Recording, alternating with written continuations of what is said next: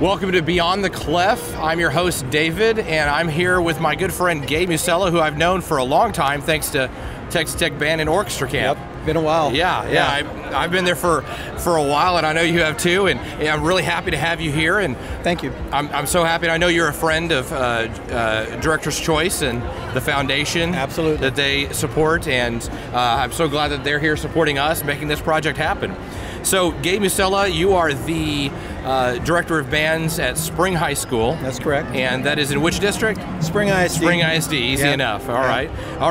And I have to pause before we go on to our topic and say congratulations.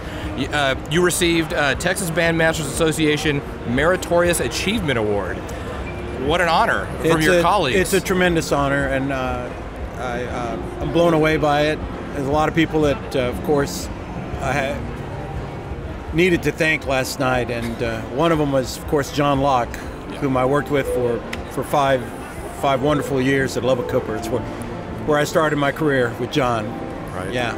Right. Well, congratulations to you. Thank you. Every time I've talked with you, I've learned so much, and actually, you are one of the inspirations of this podcast. I got so many opportunities to sit around you and just hang around you, and we're with a group of people, and you're going to be talking shop, talking band with people, and I learned so much. And just even last week when we were at the Tech Band Camp together, sitting in Dr. McCoyne, Sarah McCoyne's office, who's the Director of Bands at Texas Tech, just sitting there and getting to check everything out, it was really, really fantastic. So, you know, yeah. I think in a lot of ways, that's why I continue to go to the camp. I learned so much from conversations with Rodney Klett, with Rick Lambrick, with so many people over the years there, and they were always in informal settings. Right. And I know John and I, we built that Lubbock Cooper program based on conversations we had with those two gentlemen. Dan Black's another one that comes to mind. And yeah, I mean, there's a lot of learning that takes place in an informal setting, right? And I'm really, and it's really prone to those. It feels like our profession is an apprenticeship kind of profession. It's what you learn from the people in those conversations, and so thank you for the inspiration for this, and so I just want to get you and record with you, and you know, you said something just the other day to me on the phone that honestly has changed my life in music so much, and that phrase was education through music. Right. When you said that, I was just like, ugh, that was something, and that was really what I've always wanted to say. Well, I appreciate you saying that. I don't know where I'd be today without my junior high band director.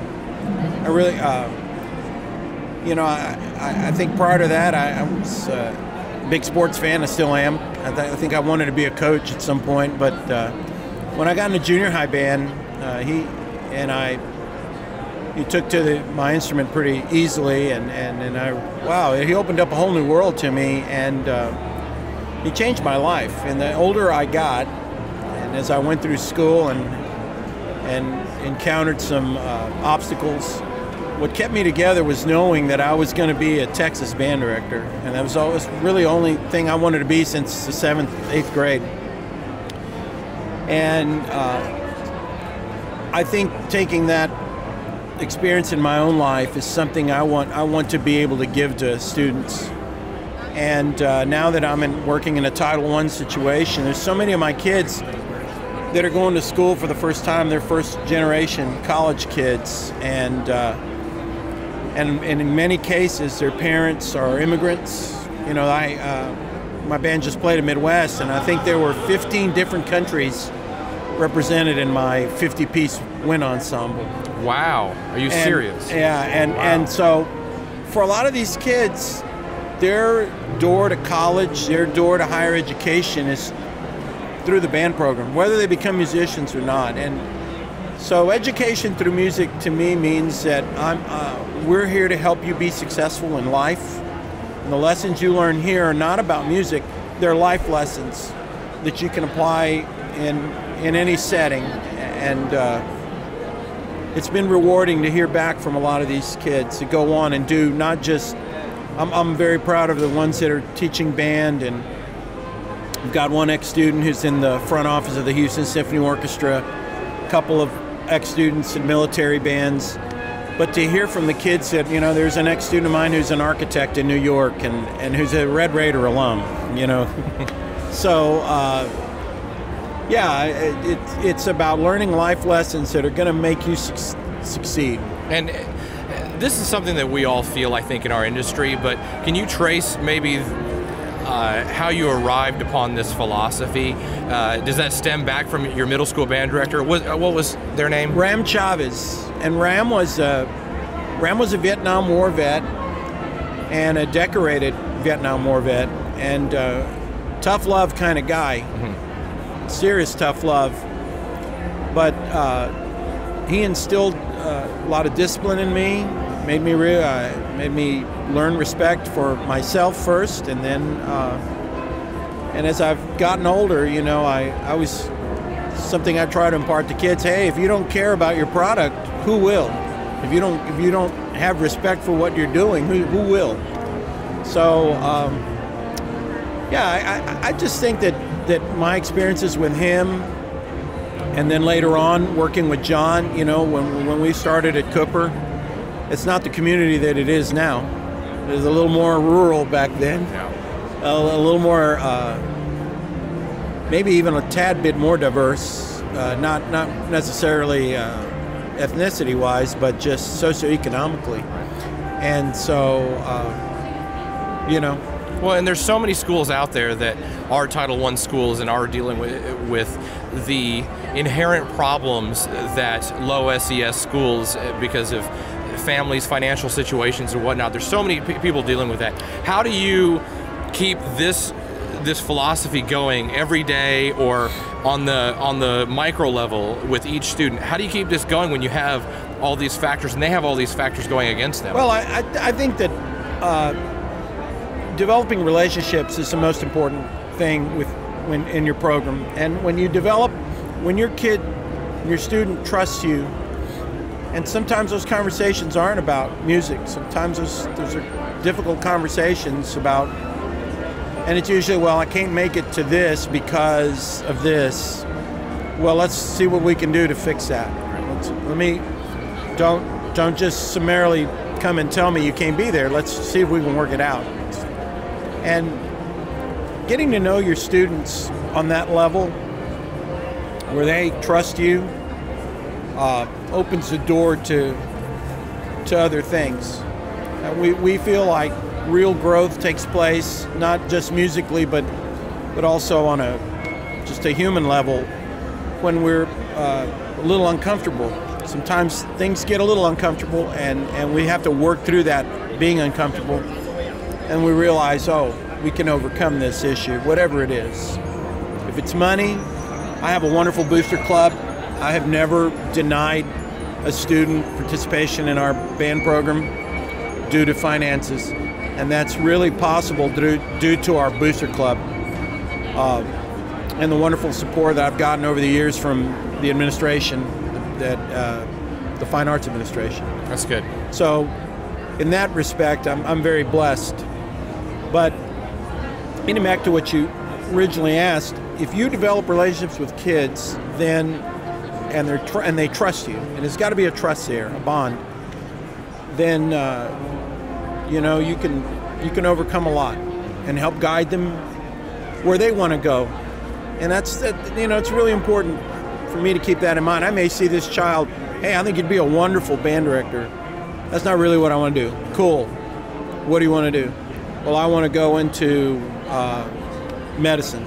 Okay, cool. Well, let's start researching where you want to go to school and this kind of thing. I always say it's not about, so many times I feel like parents, they think that I want their child to go be in the New York Philharmonic and do all, and I'd love that, but sometimes I feel like I am trying to create lifelong music lovers. Right. I want you to be 60 years old and playing clarinet in your community band. Yeah. You know, and that's also part of what we do, you know, is to create patrons, people that are going to support their band programs, their choir programs, their symphony orchestras, go participate in community groups. You know, that's also a very important part of the mission, right? Sure. Can you give me an example of when a time when you felt like that music and what your program has done has really saved a kid's life? Well, I can think back to several instances where there's one student in particular sticks out. His father never paid his band fees, not because he couldn't afford it, it's just because he didn't want to. And he was the middle child of 3. There was some home life strife. The older boy ended up dropping out of school, sat in a conference. He was very talented. All 3 of these kids were very talented musicians. So the older boy dropped out of school. The youngest boy, I'm not sure he finished high school, but child number 2 was an all-state bass trombone player, and he's about to graduate with a performance degree. And I think that child, despite the obstacles in his home life, enduring a really difficult situation at home, and really with parents, or at least the dad didn't really care if they did band or not. Would rather, I guess, that he wouldn't have. But he stuck to it, and he's going to have a degree here pretty quick because he was encouraged. He received wonderful information, and I scholarshiped his lessons. I mean, and he was a wonderful student. And I think of him because the other 2 brothers were just as talented, but didn't follow through. And I ran into one of them. I ran into the older boy about a year ago, and he was bussing tables at a restaurant, and he seemed like he was doing okay. But I always think back about he too could have gone on to college, and if there had just been some kind of support at home. But the middle child took advantage of the resources and did something with it. I always tell my kids, we can open doors for you. If you accomplish at a certain level, doors will open for you. Opportunities will come your way, but it's up to you to walk through that door and take advantage of those opportunities. And I think that's what the middle child did. And I know for a fact that would not have happened if we hadn't scholarshiped his lessons, we hadn't been encouraging. And sometimes it's easy to be bitter towards the parent and angry at the parent for this is your kid and let that interfere, but you have to let it go and support the child because what's the best for the kid. And what I will say about that dad, I know like I said, there was strife at home. I will say that there was some acknowledgement. He came to the All-State Band concert, and I met him in the conference, in the reception afterwards, and he was in tears that his son had just played this All-State, I think he was in the Philharmonic Orchestra, and I mean, the man was bawling. And I thought, great. Well, at least he recognizes now, that we weren't just being, royal pains, right? So you have an instrumentalist article that's coming out soon, and you were telling me that this is kind of an update since the last article came out. Can you give us a preview of what's going to happen? We were featured, the spring band program was featured in the November 2010 issue of The Instrumentalist, and I think they called us for an interview because in 2010, that was 3 years in a row that we had been invited to Midwest. A wind ensemble in 2008, percussion ensemble in 2009, jazz ensemble in 2010, and I don't know if that's the only time that's happened, but it certainly is rare. And so they want to know what's going on in spring band. It's a fairly lengthy article about the program and the staff, and so they called me a couple of weeks ago, maybe a month ago, when they said, hey, we want to catch up. It's now been 5 invitations to perform at Midwest since 2008, and also we had a demo group do a clinic up there on chamber music in 2014, I believe. And so it's just a short 1-page, hey, how have things changed? Right. How has your teaching changed? You know, and well, that's great, and we look forward to reading that. I'm really excited about that. How do you think that events like Midwest have affected your teaching, and does it give the drive? Is that really what it's about, or the performance? Well, I'm going to say this. I think I've always been drawn to that. Too often, spectacular performances in this state happen to an audience of 10, 3 judges and a handful of directors, 20. You know, if you're lucky enough to have a contest on a Saturday where parents can go and what, you know, I know I've been to judge in the Leander region, 26 at the time, and now in 32, and the parent support for those groups is just off the charts.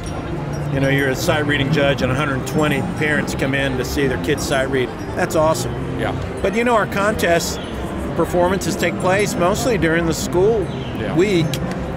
So, I don't know, I think I just wanted to go and play for an audience, an appreciative audience, and the Midwest audience is that. I've also been to the National Concert Festival, and that's an appreciative audience, and I've done that twice with my own groups, and I was the assistant at Spring in '04 when we went and did that. I think it's important to have audience interaction. In some of these performances that kids achieve in this state are an extremely high level and largely unattended, unless you get picked to go play at Midwest. Right. And we've been fortunate enough to do that a few times now, but I think that's wanting that interaction. I mean, one of my big things on chamber music is that chamber music is collaborative between performer and audience. And if I don't have an audience to perform to, that takes half the fun out of it. Yeah, yeah. You know, and again, the way we do our chamber recital, we call it, is that all the students have to sit as an audience for one another. And well, let's talk more about your the chamber part of what you're doing. My assistant is a first-year teacher, and he's student taught with you, and AJ Mazzani, and he's been pulling a lot of that through. And then, of course, I'm friends with Austin Swack, who's one of your feeders. And he came and talked to me about it, and I've been really enlightened to the ideas and the prospects of what chamber music can do for your program. Absolutely. So talk more about that. Well, Jason Smith is in charge of it now. He's my third director, and I think in 2013 when the sax quartet went to play, and it was an amazing concert. I mean, it was amazing. And I remember thinking in the middle of that concert, I says, you know, there isn't anything that I can program, there isn't anything that I won't be able to program for those guys in the springtime. And wouldn't it be nice if I felt that way about all sections? And I've been a big chamber music guy for a long time, and I've been doing this kind of recital going back to my days at Cooper, quite frankly. And we would tie it into the UIL thing. We don't do UIL anymore. We just do our own recital competition. But the level of performances gets higher and higher and higher. And I think the kids, yes, there's a competitive aspect, but it's healthy. And we don't give number ratings. We give descriptors. And then there's like what? Well, it's based off of whatever they were doing to evaluate schools. Exemplary. Oh, right. Okay. Exemplary, recognized, acceptable, unacceptable. Right. Pick a winner in each band. We have a woodwind room and a brass room, and then the percussion people. JD Guzman does his own contest at a later date. And that's also, I mean, JD's percussion ensemble is playing at the Western International Band Clinic in Seattle and has been a national winner in the Mark of Excellence. And so that's a very strong program. JD is also one of the top high school drum set teachers in the state. He's had three separate all-state jazz drummers in the last 5 years. Wow. Just from spring alone, and then taught 2 or 3 others from other schools. Wow. Yeah, he's very, very good at that. But the chamber thing, if you get kids to want to meet together and create music, that just makes your band better. Sure. And then it becomes infectious. You know, this year I had a brass quintet going in my my wind ensemble. I didn't even realize it was happening. They put it together themselves. You know, I had a kick butt clarinet quartet, and those guys, if you walked in and watched them rehearse, you'd think they were college kids. You know, it didn't hurt that 3 of them were all-staters. You know, but so I think my turnoff to chamber music, as I've been doing it, was, and I've been enlightened by these conversations, is that every time I did it, it was like it was a hard thing to do. Sell the kids on it, get the kids doing it, and roughing through in that first time, and it wasn't so great. It wasn't a great experience overall. And I thought, well, I could tweak that, or I could just do something else. But as I've realized, I think really the thing is that it's cumulative. The more you do it, every year that you do it, and that builds and builds and builds, and then you're building your program like in a simultaneous way of ensembles, large ensemble skills. Well, the musicianship that's developed through that kind of collaboration is only going to make your band better. And, you know, Gary Lewis... And it's only going to make those kids better people working together. Well, there's all kinds of residual effects, you know. Gary Lewis from University of Colorado Orchestra, former orchestra director at Texas Tech, and a wonderful, wonderful musician. He'll come clinic your group, be it band or orchestra, and we'll point out that in a serious piece of music, more often than not, there are chamber moments. Not everyone is playing all the time. Yeah. And so to extract those chamber moments from a piece, isolate them and of course identify them for the students. Hey, can you see this guy over here? Hey, can you hear each other? This texture right here is a chamber moment. Yeah. You know, especially with soloistic pieces. Yeah, there's a lot of that. Yeah, written absolutely. in, built in. Built in. Well, speaking of building into music and whatnot, you're also a prolific composer and arranger, and some of your works are, I would describe them as you find styles of music and like to really bring out those textures. I've learned a lot about different types of music just from your compositions. Oh, well, thank and being you. a part of your groups. Tell me how you use composition as a teaching tool. Well, that's a good question.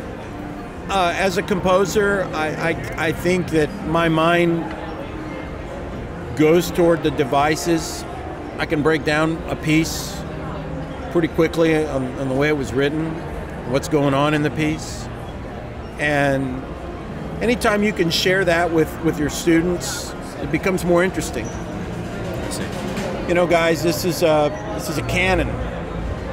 You know, so we need to hear every canon entrance, you know, or this is a fugue, or this is a rondo, and in a rondo we have the A and the B and the A return. I mean, just anything that you can share with the students about the way the music was constructed, the architecture of the piece, it's going to help. You know, hey guys, this is a horizontal piece. It's all about the line. And then we have rules about, listen for the moving part. When you have a long note, somebody else has got something going. Listen for that. Give to it. Lead the phrase forward. I mean, and so it just depends on what you're playing. I want to share a quick story about, I just, not 2 hours ago, ran into Brian Belmages, who's the featured composer here this year at TVA. And is one of my favorites. Yeah, absolutely. Right. And it was just he and I and a friend in a hallway, and I said, hey, I know I've met Brian. I said, I really enjoyed your conducting last night, and we started talking. I said, I love the piece. And he goes, well, you know something, and he said to me, he goes, you know something about the Latin style? I just programmed your Don Ricardo with an honor group, and I love it. And he starts, I mean, I was like blown away. Here's the featured composer at this convention telling me he has performed and wants to perform my work some more. And that was very exciting. gratifying. It's very exciting to me. It's very thrilling. I love his music because whenever I feel like I pick up a piece of music, I feel like there's some really good stuff going on. Good music going on before I even study it. Absolutely. And then, but there's also the part of it where the kids really are going to buy into it because they really enjoy it. Every time I play one of his, it's usually a favorite. I'm a band director first and a composer second. And I know I've had people say, why don't you just quit and write full time? I said, well, that's not my, I enjoy writing, but really what I really love is interacting with kids and making music with them. And in the fall, I enjoy the fact that Terry Reisinger, my associate now of 13 years, runs the marching program, and I'm an overpaid tech on the field. I enjoy that, you know. Well, there's a benefit. Yeah, absolutely. Well, thanks so much for coming out and chatting with us today, and we really appreciate everything that you do for music education and the compositions and all the information you've just shared. I hope we can get you back on the program again real soon. Dave, thanks for having me, man. I appreciate it. Yeah. And thanks for watching this episode of Beyond the Clef.